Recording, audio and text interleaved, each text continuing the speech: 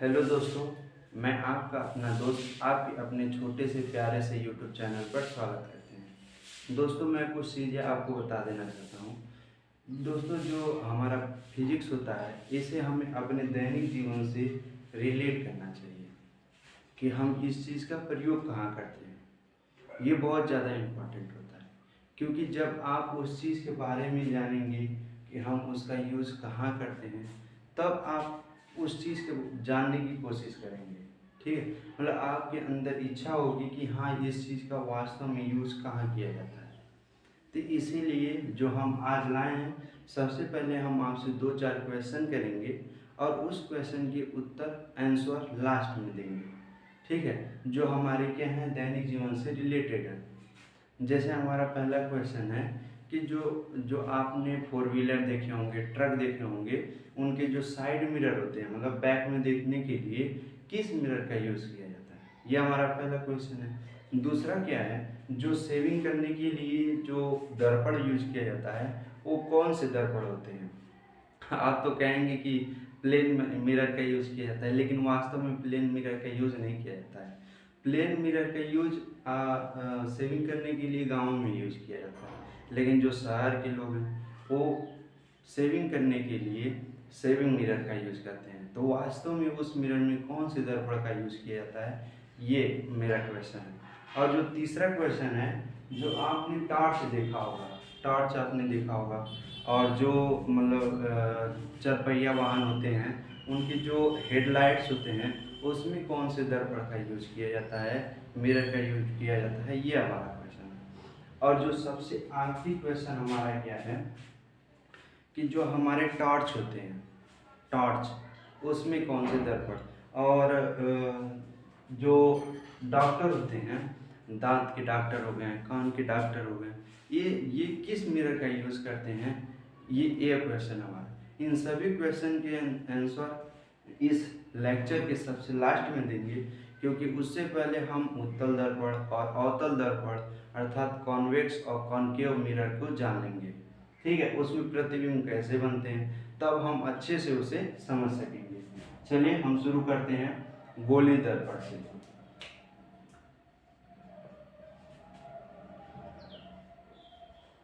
गोली दर्पण, देखो जो गोली दर्पण होता है, यह गोली दर्पण किसी गोले का क्या होता है, भाग होता है।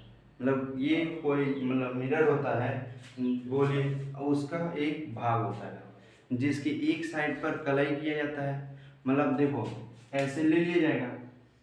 अब ये ना समझो कि ये ऐसा कटा हुआ भाग है, नहीं, वह इस टाइप का है। जैसे हाथ को ऐसे करो, और इसका जो आगे वाला पार्ट है और ये पीछे वाला पार्ट है, तो इसके एक भाग पर ऐसे देखो, इसके एक भाग पर क्या किया जाएगा, कलाई कर दिया जाएगा।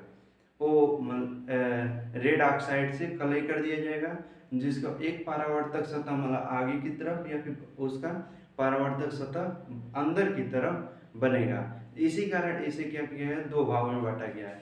तो आप समझो, ये गोली दर्पण एक गोले का भाग होता है जिसकी एक साइड पर कलाई कर दिया जाता है, और इसके एक साइड में परावर्तक सतह होता है। वह फिर अंदर की तरफ हो सकता है या फिर बाहर की तरफ हो सकता है।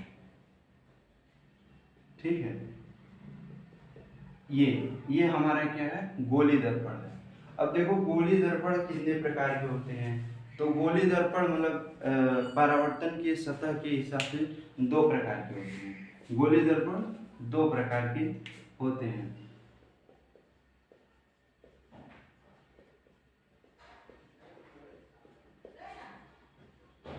दो प्रकार के होते हैं। पहला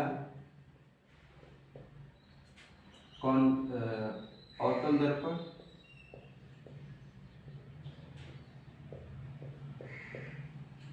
कॉनकेव, कॉनकेव मिरर, और एक होता है उत्तल दर्पण।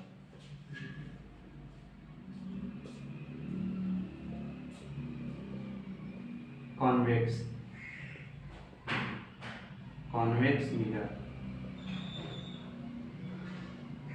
ठीक है, ये हमारे अवतल दर्पण होते हैं और उत्तल दर्पण होते हैं, मतलब गोली दर्पण दो प्रकार के होते हैं। अब देखो, ये जो अवतल दर्पण हमारा होता है, वह अवतल दर्पण का जो परावर्तक सतह होता है वो अंदर की तरफ होता है, अंदर की तरफ, और जो उसका मतलब कलई किया गया भाग होता है वह बाहर की तरफ होता है। जैसे आप देखो, ये हमारा हाथ है, इसका जो परावर्तक सतह होगा वो अंदर की तरफ होगा, और उसका बाहर वाला भाग क्या किया जाएगा, कलई कर दिया जाएगा। ठीक है, वो हमारा होता है अवतल दर्पण।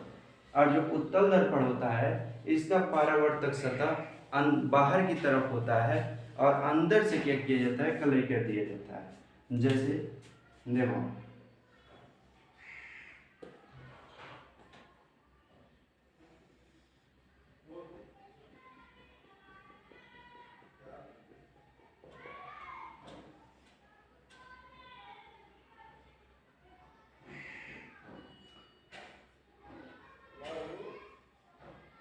ये हमारा अवतल दर्पण हो गया।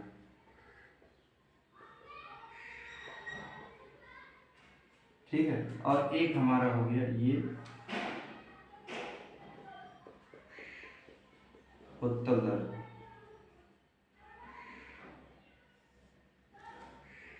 ठीक है, जिसका परावर्तक सतह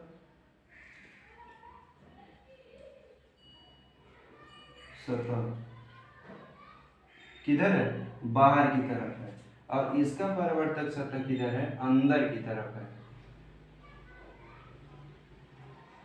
अंदर की तरफ परावर्तक सतह, और ये तुम्हारा उत्तल दर्पण।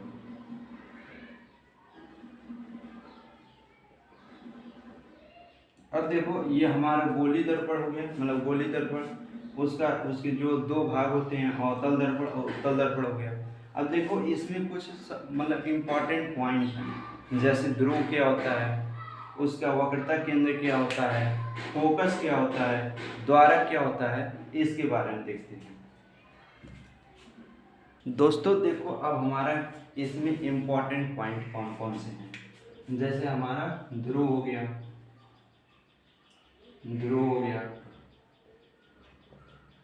और फोकस दूरी हो गया,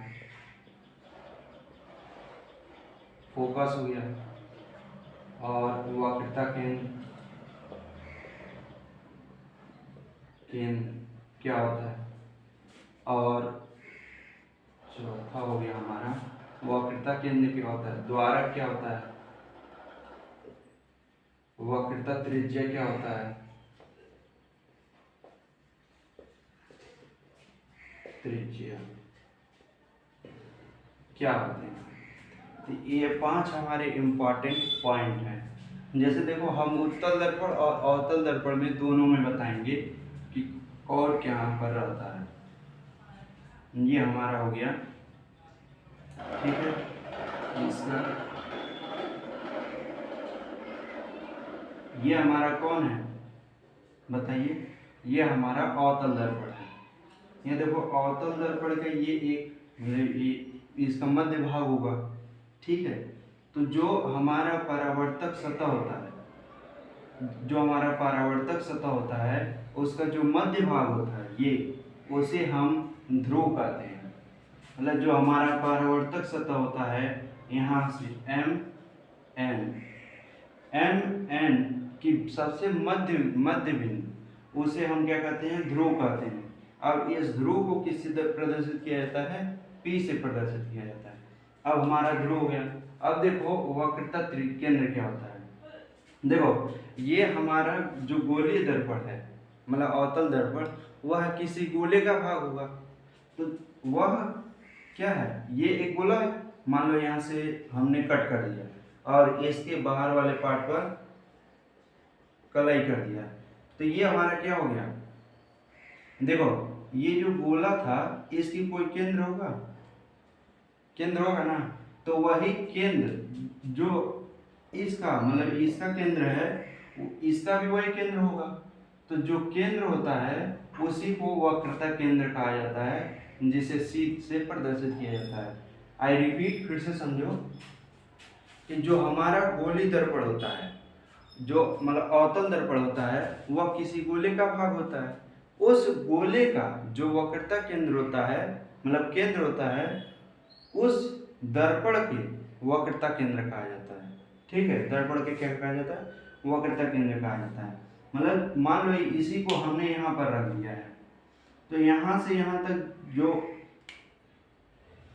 यहाँ से यहाँ तक क्या है, ये एक केंद्र है इसका, तो वही पॉइंट यहाँ पर है। ठीक है, जिसे वक्रता केंद्र कहेंगे। अब देखो वक्रता त्रिज्या क्या होता है? वक्रता त्रिज्या क्या होता है? जो मतलब जो अवतल दर्पण हमारा होगा, जो अवतल दर्पण होता है, अवतल दर्पण का जो वक्रता त्रिज्या होती है, वह जिस गोले का भाग होता है उस गोले की त्रिज्या को उस अवतल दर्पण की वक्रता त्रिज्या कहा जाता है। समझो, देखो यहाँ से यहाँ तक दूरी r दूरी है, मान लेते हैं कि r दूरी है, त्रिज्या है, तो यहाँ से यही दूरी हमारा क्या होगा, ये भी होगा। ठीक है, तो इसे क्या कहा जाएगा? वक्रता त्रिज्या कहा जाएगा। ठीक, वक्रता त्रिज्या हो गया।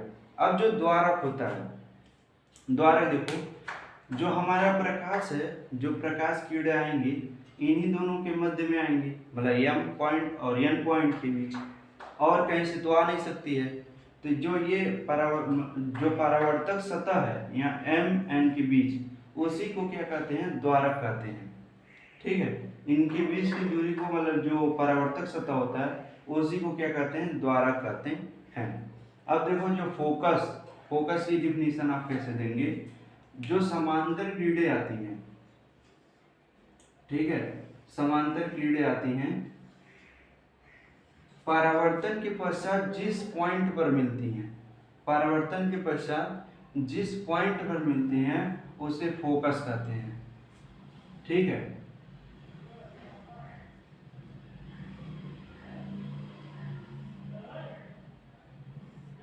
ठीक है, ये हमारा पॉइंट क्या है? फोकस बिंदु है। ठीक है, जिसे F से डिनोट किया जाता है, ये हमारा फोकस बिंदु हो गया। अब इसी में देखो, ये तो अवतल दर्पण के लिए हो गया, अब उत्तल दर्पण में कैसे होगा?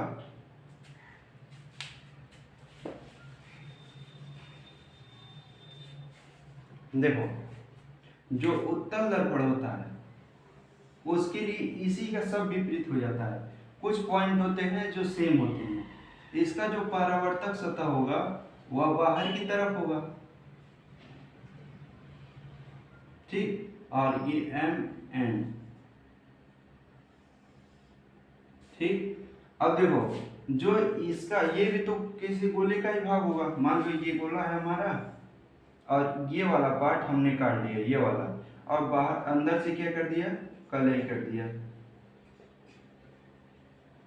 तो इसका मतलब इसका जो केंद्र है, इस वृत्त का जो केंद्र है, मतलब जो गोले का केंद्र है, वह बाहर की तरफ है?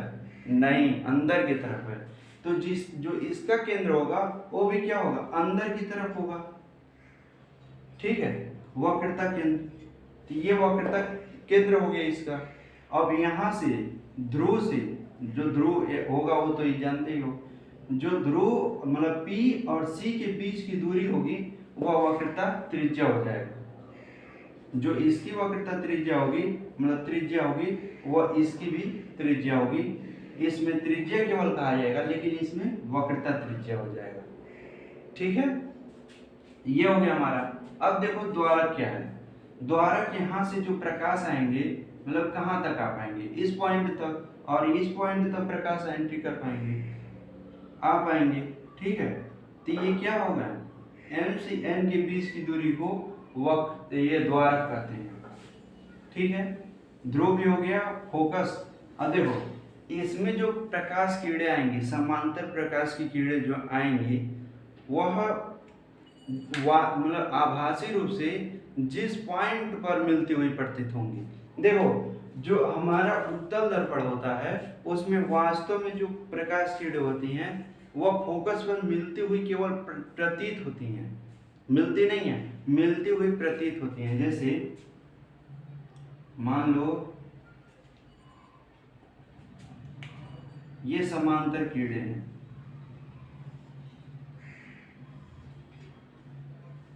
ठीक है।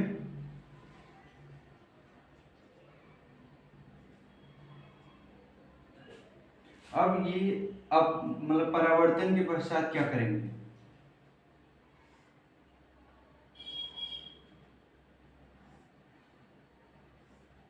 ठीक। अब ये एक पॉइंट पर क्या होता है, मिलती हुई प्रतीत होती है।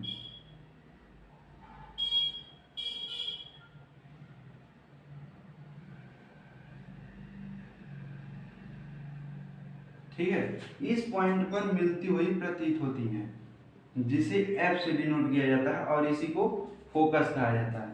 आप इसका डिफिनेशन समझो। इसके लिए जो डिफिनेशन होगा, समांतर आने वाली प्रकाश की किरणें परावर्तन के पश्चात जिस बिंदु पर मिलती हुई प्रतीत होती हैं, उसे फोकस कहते हैं। ठीक है, इसके लिए। और जो इसका फोकस बिंदु होता है, वक्रता बिंदु होता है, वक्रता मतलब केंद्र, वह क्या होता है, परावर्तक सतह के विपरीत होते हैं और इसमें परावर्तक सतह के सापेक्ष होते हैं, मतलब उसी डायरेक्शन में होते हैं। ये हमारा हो गया कुछ इंपॉर्टेंट पॉइंट। अब हम देखेंगे जो हमारा प्रतिबिंब उत्तल दर्पण में या फिर अवतल दर्पण में बनते हैं, उसके कुछ इंपॉर्टेंट टर्म हैं। जैसे जब प्रकाश की किरणें समांतर आएंगी, जब वक्रता केंद्र से गुजरेंगी और जब फोकस से गुजरेंगी, तो उस कंडीशन में वो कैसा रिएक्ट करते हैं उसके बारे में एक तरह से कह सकते हैं उनके प्रॉपर्टीज हैं। ठीक है, उसके बारे में पढ़ेंगे। अब दोस्तों जो हम पढ़ने वाले हैं वो बहुत ज़्यादा इम्पॉर्टेंट है, क्योंकि जो उत्तल दर्पण है या फिर अवतल दर्पण है, इसमें जो प्रतिबिंब बनेंगे, बिंब के जो प्रतिबिंब बनेंगे वह इन्हीं के आधार पर बनेंगे। इनके 4 गुण हैं। वो कौन कौन से हैं? पहला देखो, जब फोकस के मतलब मुख्य अक्ष के समांतर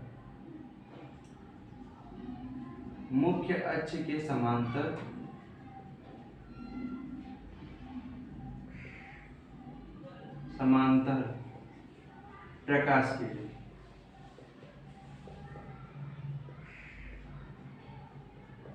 मतलब जब मुख्य अक्ष के समांतर प्रकाश किरणें आएंगी तो उस कंडीशन में क्या होगा, हम उत्तल और अवतल दोनों में देखेंगे, क्योंकि हमें उत्तल दर्पण में भी 2 प्रतिबिंब बनाने होते हैं, उसमें 2 ही प्रतिबिंब बनते हैं, और जो हमारा अवतल दर्पण होता है उसमें 6 बनते हैं। तो मुख्य अक्ष के समांतर जब प्रकाश किरणें आएंगी तब क्या होगा, ये देखो। ठीक है,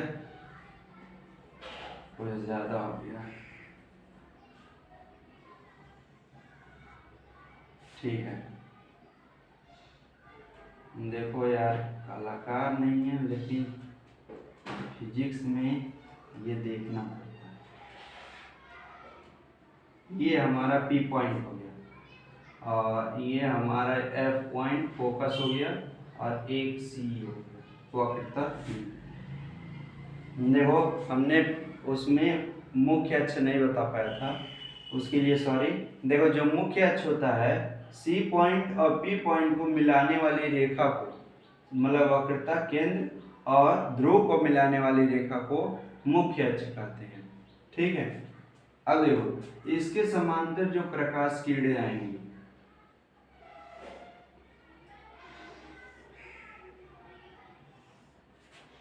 समांतर किरणें जो आएंगी वो परावर्तन के पश्चात किस पर काटती हैं, फोकस पर काटती हैं।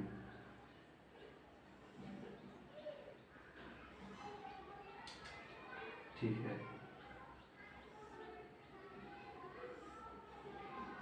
इसी पॉइंट पर है ये सभी। ठीक है, मतलब फोकस पर ही है, मतलब मुख्य अक्ष के समांतर आने वाली प्रकाश किरणें परावर्तन के पश्चात फोकस पर काटती हैं। ये हमारा पहला है। अब देखो उत्तल दर्पण में क्या होता है,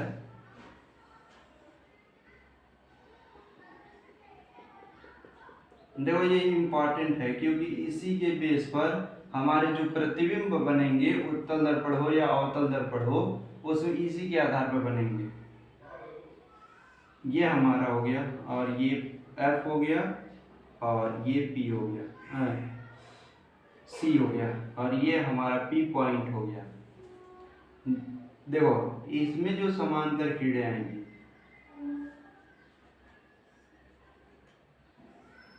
वह विक्षेपित हो जाएंगी। ये हो गया हमारा परावर्तित हो गई किरणें। ठीक है,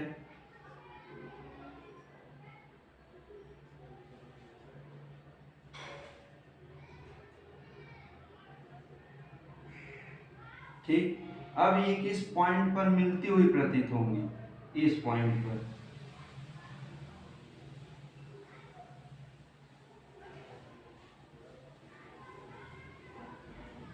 मतलब फोकस से ये फोकस पर मिलती हुई प्रतीत होती है। ठीक है, अब हमारा दूसरा पॉइंट है, जब ये फोकस पर मतलब फोकस से प्रकाश किरणें इस पर पड़ेंगी, द्वारक पर पड़ेंगी। जब कोई वस्तु फोकस पर होगा, या भी कह सकते हैं फोकस से आने वाले, फोकस बिंदु से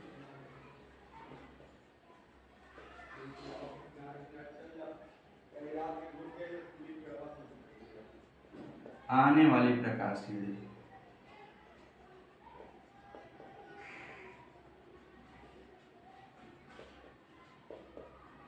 किरणें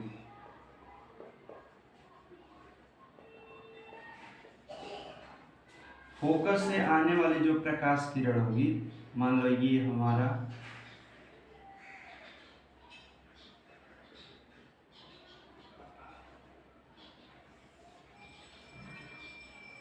ई पॉइंट, एफ पॉइंट और ये सी पॉइंट हो गया। अब जब फोकस से गुजरेगी, मान लो ये यहाँ से गुजर रही है, ये प्रकाश किरण है, तो ये मतलब अपवर्तन के पश्चात, मतलब परावर्तन के पश्चात, परावर्तन के पश्चात ये क्या हो जाएगी? मुख्य अक्ष के समांतर हो जाती है। ठीक है, परावर्तन के पश्चात क्या हो जाती है? मुख्य अक्ष के समांतर हो जाती है। अब इसी में तुम्हारा जो इसके लिए हो गया उत्तल दर्पण के लिए,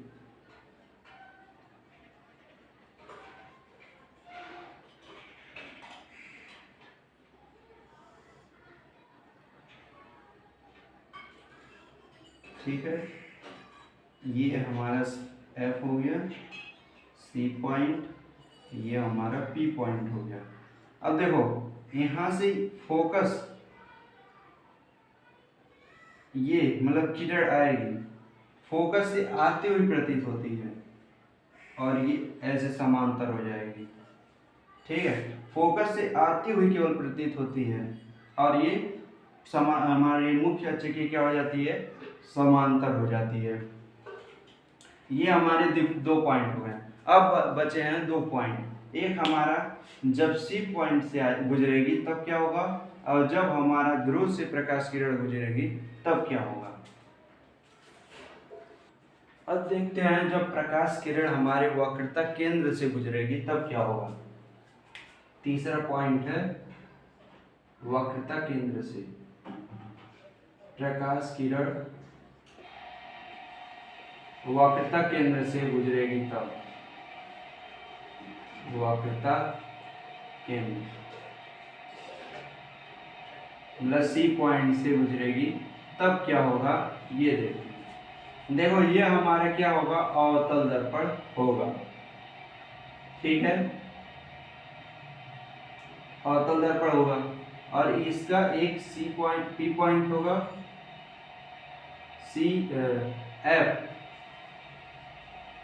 और ये हमारा सी हो गया।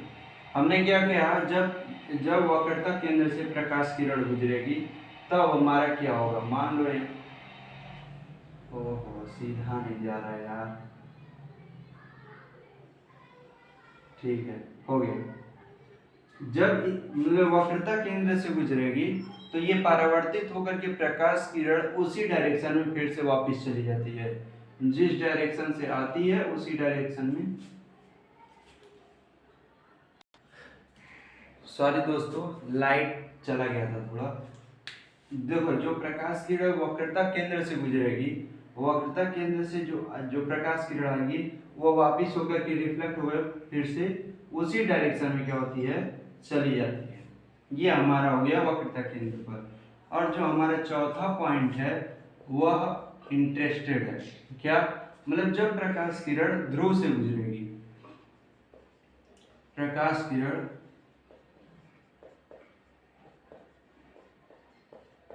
ध्रुव से गुजरेगी,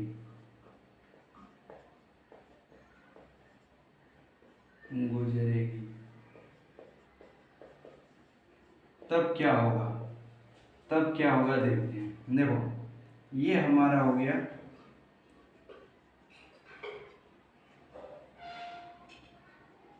अवतल दर्पण, ठीक। और ये हो गया P point, F point, C point.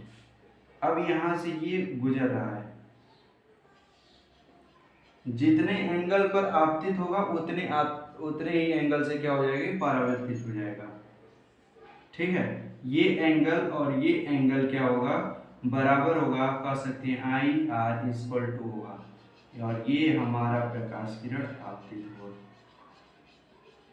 देखो जो हमारा पी पॉइंट होता है वह एक समतल दर्पण की तरह व्यवहार करता है, मतलब जो हमारा प्लेन मिरर होता है उस तरह से व्यवहार करता है हमारा पी पॉइंट, चाहे हमारा अवतल दर्पण हो या फिर उत्तल दर्पण हो। उत्तल दर्पण में क्या होगा, ये हमारा प्रकाश किरण आया इस पॉइंट पर, और इस पॉइंट से क्या हो जाएगा, ये एंगल आई और ये एंगल आर, मतलब जिस एंगल से आएगा उसी एंगल से परावर्तित हो जाएगा। ये हमारा उत्तल दर्पण के लिए हो गया। दोस्तों अब हम देखेंगे कि जो हमारा अवतल दर्पण होता है उसमें जो प्रतिबिंब बनने की कंडीशंस हैं वो किस प्रकार है। 6 कंडीशन है अवतल दर्पण में बनने के, वह 6 कैसे कैसे बनते हैं उससे देखते हैं। यहाँ पर लिख लेते हैं अवतल दर्पण।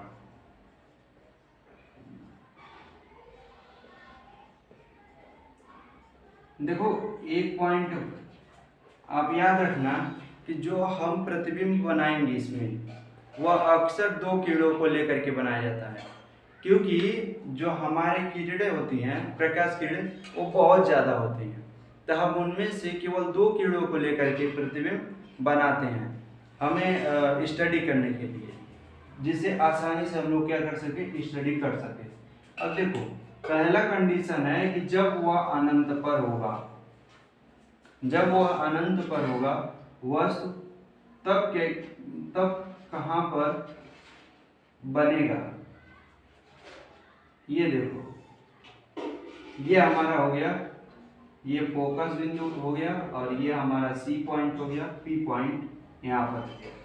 अब देखो जब समांतर अनंत से आएंगे, क्योंकि सर जो अनंत पर होगा उससे वस्तु कैसे आएगी, समांतर ही तो आएगी। अब यहां से प्रकाश किरण आएगी और ये किस पर जाएगी, हम जानते हैं फोकस से गुजरेगी, ठीक है। तो इसका वस्तु का प्रतिबिंब कहां पर बनेगा, फोकस पर बनेगा, और बहुत ज्यादा छोटा होगा, ठीक है, बहुत ज्यादा क्या होगा, छोटा होगा। देखो अनंत, जब वस्तु अनंत पर होगा,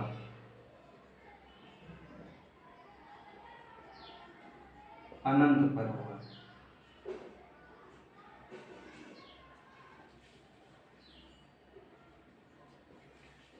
अनंत पर होगा,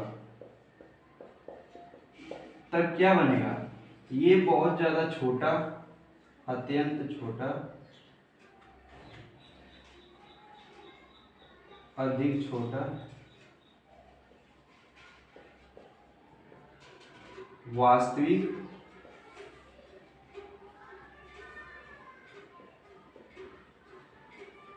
और उल्टा,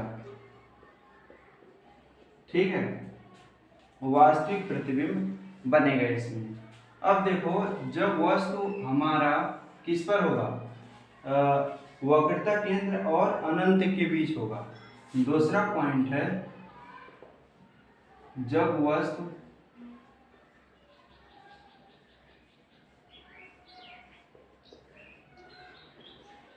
वक्रता केंद्र C और इनफाइनाइट के बीच में, C और अनंत के बीच होगा,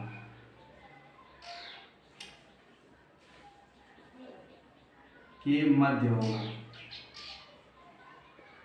जब वह अनंत और C के मध्य होगा, तब देखो हमारा प्रतिबिंब कैसे बनेगा।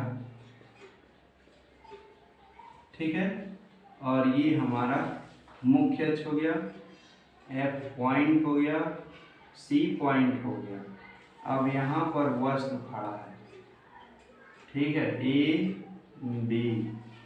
अब यहाँ से एक समांतर किरण आएगी और एक तुम्हारा कह सकते हैं फोकस से गुजरेगी। ठीक है, तो फोकस से गुजरने वाला प्रकाश किरण ऐसे समांतर जाएगा और समांतर किरण आने वाली यहाँ पर कटेगी, तो हमारा जो वस्तु होगा वह यहाँ पर बनेगा। ये A डैश हो गया, ये B डैश हो गया। ठीक है, और ये प्रदर्शित कर देते हैं किरण के आने और जाने का। देखो भाई, हम किरण की बात कर रहे हैं, किसी लड़की का नहीं। ठीक है, अब ये हमारा तीसरा पॉइंट, यहाँ पर क्या बनेगा, छोटा और वास्तविक और उल्टा बनेगा। ठीक है, छोटा बनेगा, वास्तविक और उल्टा बनेगा।